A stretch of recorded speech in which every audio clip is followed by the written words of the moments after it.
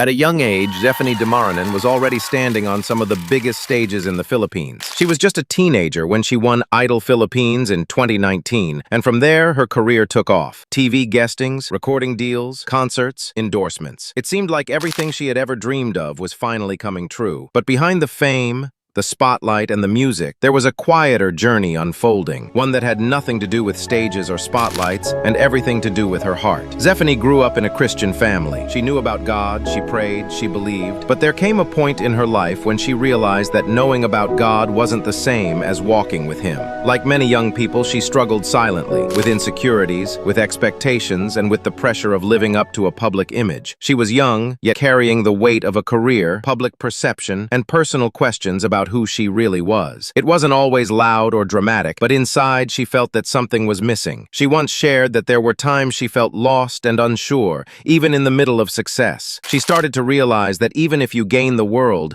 it won't matter if your soul is empty. That's when her journey with Jesus became personal. In 2023, Zephanie publicly shared that she had become a born-again Christian. For her, it wasn't about religion. It was about finally understanding what it meant to have a relationship with Jesus. She began diving deeper into the Word, surrounding herself with fellow believers, and allowing God to guide her, not just in music, but in life. Her faith became her foundation. The more she sought God, the more peace she found. Not the kind that depends on circumstances, but the kind that holds you steady even when things don't go your way. Zephanie has since used her platform to honor God. Whether in interviews, social media, or even the way she carries herself, there's a quiet strength that speaks of someone who knows who she belongs to. She's not just singing for applause, she's living for a greater purpose. If you're listening to this and you've been feeling lost or unsure of your own direction, Zephanie's story is a gentle reminder that God is always near. No matter how far you feel, He's ready to meet you right where you are. You don't need to have everything figured out. You just need to take that one step of faith. So pause for a moment, reflect, pray, ask yourself, what am I really living for? And if your heart is stirring, maybe it's time to come home to the one who never stopped loving you. If this message encouraged you, share it with someone who might need it. You never know how one story, one prayer, one moment can change a life.